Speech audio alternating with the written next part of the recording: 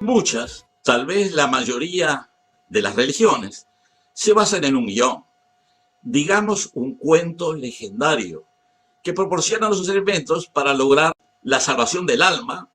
A veces en dichos guiones hay profundas diferencias, sobre todo acerca de los orígenes. En algunos casos, estos orígenes permanecen ocultos, como es el caso de los orígenes remotos del cristianismo, y de eso vamos a hablar en esta presentación. En el cristianismo hay y hubo importantes diferencias entre corrientes diversas e incluso antagónicas a lo largo de la historia. A modo de ejemplo, tomaré un caso casi anecdótico que desarrolló en sus trabajos el lingüista e historiador Kamal Salibi, en donde explica su particular interpretación de esas diferencias en los primeros tiempos del cristianismo. Para esta interpretación del cristianismo arcaico, Salibi se basa en varias fuentes. Obviamente, en primer lugar, los evangelios, que tienen el inconveniente de haber sido escritos varias décadas después de la existencia presunta o real de Jesús, y que además fueron, según este autor, concebidos en gran medida con propósitos políticos, además de religiosos. En segundo lugar, y tal vez principalmente como información complementaria sobre los hechos ocurridos en esos años, utilizó los datos proporcionados por el Corán y otros documentos islámicos que, si bien fueron concebidos en el siglo VII después de Cristo, tuvieron dos ventajas principales. Por un lado, por tener lugar medio milenio después, incluyen información que no está influida por los acontecimientos políticos del primer siglo de nuestra era. Y por otro lado, que recogían datos extremadamente valiosos acerca de las antiguas comunidades cristianas que abundaban en Arabia desde hacía muchos siglos, tal vez más de 10 siglos, y por tanto anteriores al año que ocurrieron las prédicas de Jesús.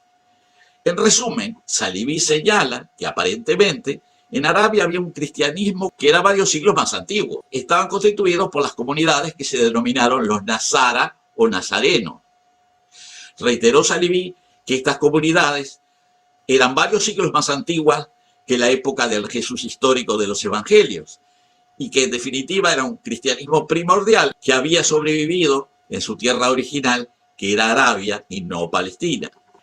El Corán asume que el cristianismo de los nazarenos es el verdadero cristianismo y afirma que su fundador, Isa ibn Maryam, o sea, traducido al español, Jesús hijo de María, fue el verdadero Jesús y no el que se afirma que murió en la cruz varios siglos más tarde.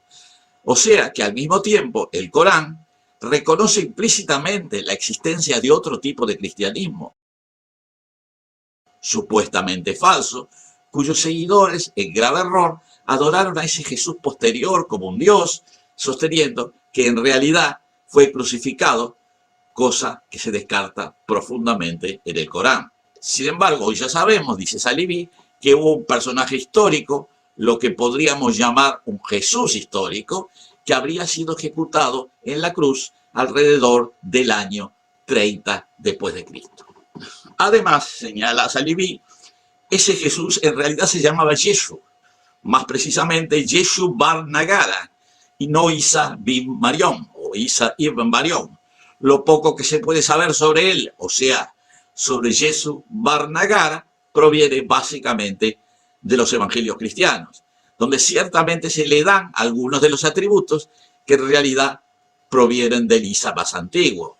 O sea, que según Salibi, apoyándose en el Corán, llega a la conclusión que hubo dos personajes, el antiguo, llamado Isa, hijo de María, o sea, Isa ibn Marión, en el siglo VI a.C., y Yeshu bar Nagara, que habría predicado a principios del siglo I después de Cristo, y a quien se le terminaron atribuyendo las virtudes legendarias de Isa ibn Marión, que según Salibi habría sido una rama rebelde del sacerdocio israelita salomónico que desde hacía siglos anunciaba su retorno.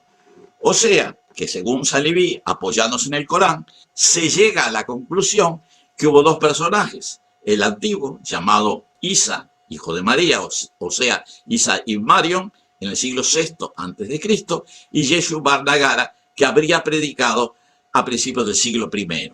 Primero, y a quien se le terminaron atribuyendo las virtudes legendarias de Isa y Mariam, que según Saliví habría sido una rama rebelde del sacerdocio israelita salomónico que desde hacía siglos anunciaba su retorno. Insiste Saliví que los evangelios estarían permanentemente atribuyendo a Yeshu las principales características del Isa original más antiguo. Y entonces Saliví se pregunta, ¿cuánto más confunden los evangelios entre el Jesús que era Isa y el que era Yeshu?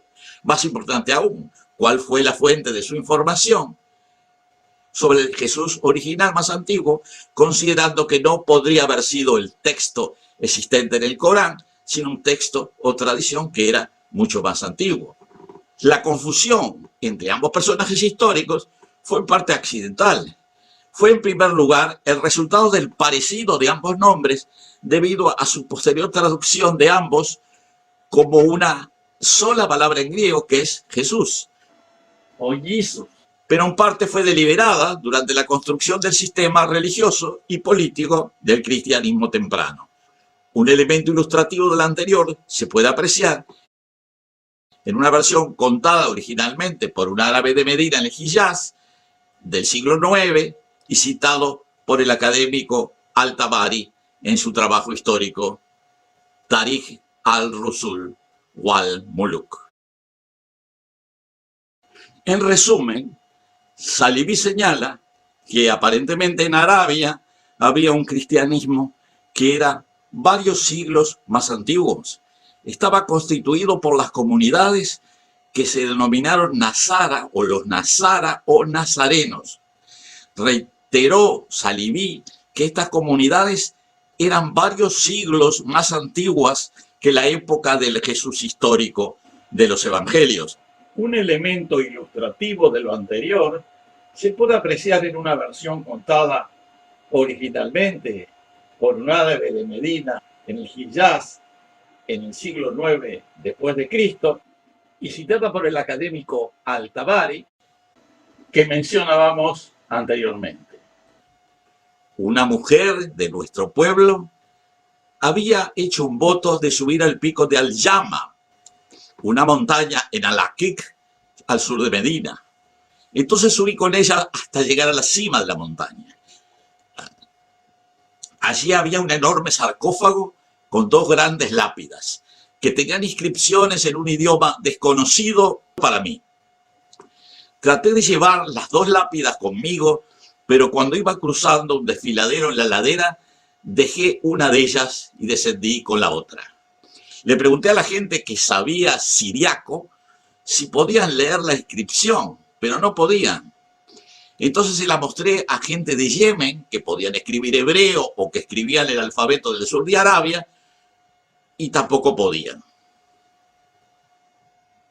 Entonces, como no pude encontrar a nadie que pudiera dar sentido a la inscripción, guardé la lápida en un baúl donde permaneció por muchos años. Más tarde, algunos persas llegaron a Medina de la ciudad de Maja a comprar cuentas. Le pregunté, ¿tienen un lenguaje escrito? Respondieron, sí, tenemos.